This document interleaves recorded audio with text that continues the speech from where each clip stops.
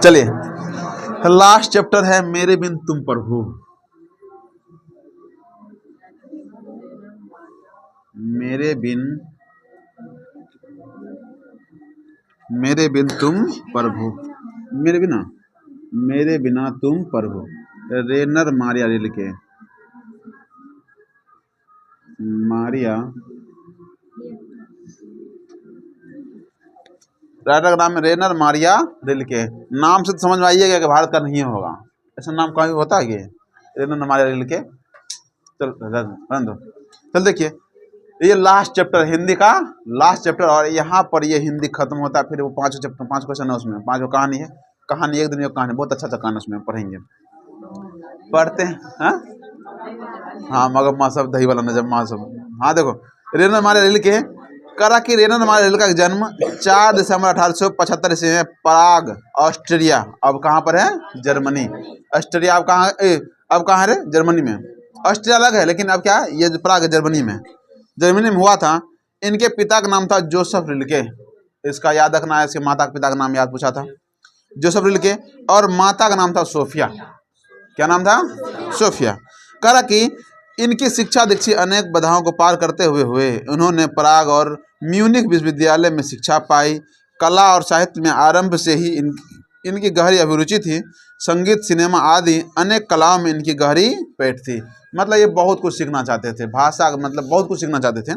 वही कविता का अतिरिक्त इन्होंने गद्य भी पर्याप्त लिखा। इनका एक उपन्यास the note of Malte Laurids Brigge, English में लिखा होगा, ठीक है भाई, ब्रिज, और टेल्स ऑफ ऑलमाइटी कहानी संग्रह प्रसिद्ध है। करा इनके प्रमुख कविता संकलन life and songs, Lawrence sacrifice, advent आदि, इसका क्या है ये सब कविता का संकलन, कविता किताब है। ठीक है, थोड़ा सा इंग्लिश वाला है तो थोड़ा याद करना पड़ेगा अच्छे से। आगे इनका निधन 29 दिसंबर 1926 ईस्वी में हो गया था। आगे करा रिलके का रचनात्मक अवदान बहुत बड़ा है। इन्होंने आधुनिक यूरोप के साहित्य को अपने गहरे भावबोध तथा संवेदनात्मक भाषा और शिल्प से काफ़ी प्रभावित किया। मतलब कह रहा है कि अपने भावबोध, बात करने का तरीका, और भाषा मतलब भाषा से, और शिल्प से काफ़ी प्रभावित किया, उसके अपने बातचीत से पूरा प्रभावित किए। इनकी काव्य शैली गीतात्मक है और भावबोध से रहस्य, मतलब कह रहा है कि इसकी जो भी लिखता है ना वो सब गा के लिखने वाला आता है, मतलब पढ़ने वाला नहीं है, ये सब क्या है गाने वाला है, लेकिन हम भी पढ़ेंगे फिर भी, ठीक है। अगर प्रसिद्ध हिंदी कवि, इसका हिंदी में रूपांतरण क्या है? धर्मवीर भारती, याद रखना, धर्मवीर भारती। एक दो चैप्टर में क्या है एक्स्ट्रा क्वेश्चन बढ़ जाता है कि हिंदी में रूपांतरण किसने किया है, अभी तक यही समझ लें। धर्मवीर भारती द्वारा भाषांतरित इस महान जर्मन कवि की कविता यहाँ प्रस्तुत है। ये जर्मन कवि है, याद रखना, रेनर मारिया रिलके कौन है? जर्मन कवि, और यहाँ पर प्रस्तुत है उसकी कविता। करा कि यह कविता विश्व कविता के भाषांतरित संकलन देशांतर से लिया गया है। कहाँ से लिया गया? देशांतर से लिया गया। रिलके का आधुनिक विश्व कविता पर प्रभाव बताया जाता है। करा कि ये जो रेनर मारिया रिलके थे, ये इसका कविता का पूरे विश्व पर प्रभाव पड़ता है। मतलब समझो ये ऐसा कवि है कि पूरे विश्व के लोग इसकी कविता को पढ़ते हैं, ऐसा लिखा हो, सोचो कितना प्रसिद्ध होगा। आगे रिलके मरमी ईसाई कवि जैसे पवित्र आस्था के अस्तिक कवि थे। करा जिनकी कविता में रहस्यवाद के आधुनिक स्वर सुने जाते हैं। करा प्रस्तुत कविता इस तथ्य की एक दुर्लभ साखी पेश करती है, बिना भक्त के भगवान की एकाकी और निरुपाय है। मतलब इसमें बताया गया है, चैप्टर का नाम क्या है? मेरे बिना तुम प्रभु। मतलब कह रहा है कि यदि भक्त नहीं होगा तो भगवान का अस्तित्व नहीं होगा। भगवान मतलब देखो, अगर मान लो कि हम मानते हैं तब तो वो है, अगर नहीं मानते तो नहीं। तो वही बात यहाँ कर रहा है, बताया इसी बारे में।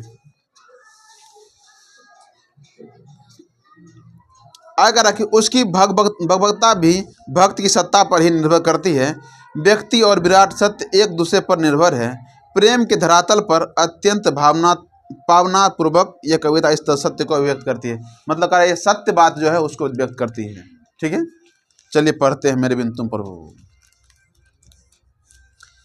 देखो क्या कह रहा है कि जब मेरा अस्तित्व ना रहेगा प्रभु, तब तुम क्या करोगे? सोचो, ये किससे पूछ रहा है? ये भगवान से पूछ रहे, प्रभु से पूछ रहे हैं कि प्रभु जब मेरा अस्तित्व नहीं रहेगा या तो हम नहीं रहेंगे तब तुम क्या करोगे? आगे, जब मैं तुम्हारा जलपात्र टूटकर बिखर जाऊंगा, मतलब अपने आप क्या बोला है? जलपात्र। जलपात्र मतलब जिसमें हम पानी पीते हैं। जब पानी पीने वाला बर्तन रहेगा तो पानी पी पाएंगे? तो मतलब जिसमें हम पीते वो है ही ना, तो क्या करेंगे? वही कह रहा है कि मैं तुम्हारा क्या हूँ? जलपात्र हूँ। यदि मैं टूटकर बिखर जाऊंगा तब क्या होगा?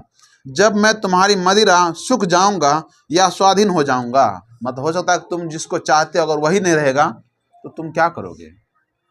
मतलब सोचने वाली बात है, क्या करोगे तुम? करा कि मैं तुम्हारा भेष हूँ, तुम्हारी वृत्ति हूँ, मतलब करा मैं तुम्हारा ही मतलब भेष, तुम्हारा ही दिया हुआ शकल मेरे पास है, मैं तुम्हारा ही काम का मैं फल हूँ। मैं मुझे खोकर तुम अपना अर्थ खो बैठोगे।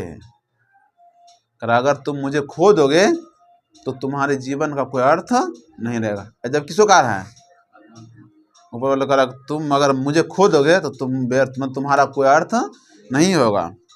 आगे, मेरे बिना तुम गृहहीन निर्वासित होगे, स्वागत विहीन। कह रहा कि अगर हम नहीं रहेंगे तो तुम गृहहीन हो जाओगे, मतलब तुम जिस घर में रहते हो वो घर हम ही बनाए हैं ना। अगर हम नहीं रहेंगे तो तुम क्या हो जाओगे? गृहहीन हो जाओगे, मतलब तुम बिना घर के रहना पड़ जाएगा, बेघर हो जाओगे। और स्वागत विहीन, और तुम्हारा स्वागत कौन करेगा? अगर हम नहीं रहेंगे तो तुम्हारा स्वागत कौन करेगा? वही, मैं तुम्हारी पादुका हूँ, मेरे बिना तुम्हारे चरणों में छाले पड़ जाएंगे। पादुका मतलब होता है पैर, ठीक है ना, पैर हैं। कर हम तुम्हारे क्या है? पैर हैं, मतलब चलने वाला है। अगर हम नहीं, पादुका मतलब पैर में पहनने वाले, तो जूता भी हो सकता है या चप्पल भी हो सकता है, लेकिन यहाँ पादुका मतलब ये होला पैर की तरह से। कर अगर मैं नहीं रहूंगा तो समझो तुम्हारे पैर में क्या पड़ जाएंगे? छाले पड़ जाएंगे। अगर जूता नहीं रहेगा तो, ये चप्पल नहीं रहेगा तो तुम्हारे पैर में क्या पड़ जाएगा? भक्त है, भक्त क्या बोला? हम तुम्हारे पैर के वो जूते हैं। सच में भगवान, मतलब उस ऊपर वाले के लिए, मतलब समझो कि एक वो है, भगवान है, उसके लिए हम सब क्या हैं? एक पैर की जूती। वो बहुत बड़े आदमी हैं, हम मतलब बहुत बड़े हैं, हम तो बस वही हैं, वही कह रहे हम तुम्हारे पैर के छाले, मतलब पैर के हैं, जूते हैं, समझ लीजिए। अगर मैं ही नहीं रहूँगा तो तुम्हारे पैर में क्या पड़ जाएंगे? छाले पड़ जाएंगे, छाले पड़ जाएंगे। वो भटकेंगे लहूलुहान, और वो आपके जो पैर होंगे वो क्या होंगे? जब छाले पड़ जाएंगे तो आपका पैर लहूलुहान, मतलब खून से भरा भरा भटकेंगे, अगर मैं नहीं रहूँगा तो। वही आगे करा कि तुम्हारा शानदार लबादा गिर जाएगा। लबादा मतलब होता है पहनावा, कोई मोटा मोटा कपड़ा नहीं पहनते रे। वही करा कि तुम्हारा शानदार लबादा गिर जाएगा। तुम्हारी कृपा दृष्टि जो कभी मेरे कपोलों की नर्म सैया पर विश्राम करती थी, निराश होकर वो सुख खोजेगी। मतलब कह रहा है कि अगर मान लो कह रहा है कि तुम्हारी कृपा दृष्टि जो मेरे पर कभी होती थी मेरे पर, वो कह रहा है कि वो निराश होकर के सुख खोजेगी। हम तुमको इतना सुख देते हैं, वो अगर नहीं हम रहबे करेंगे तो तुम क्या करोगे? सुख खोजोगे, तुमको सुख नहीं मिलेगा। देखो आगे, सुख खोजेगी जो मैं उसे देता था। करा कि मैं तुम्हें सुख देता था, वो सुख तुम्हें खोजेगी, तुमको नहीं मिलेगी।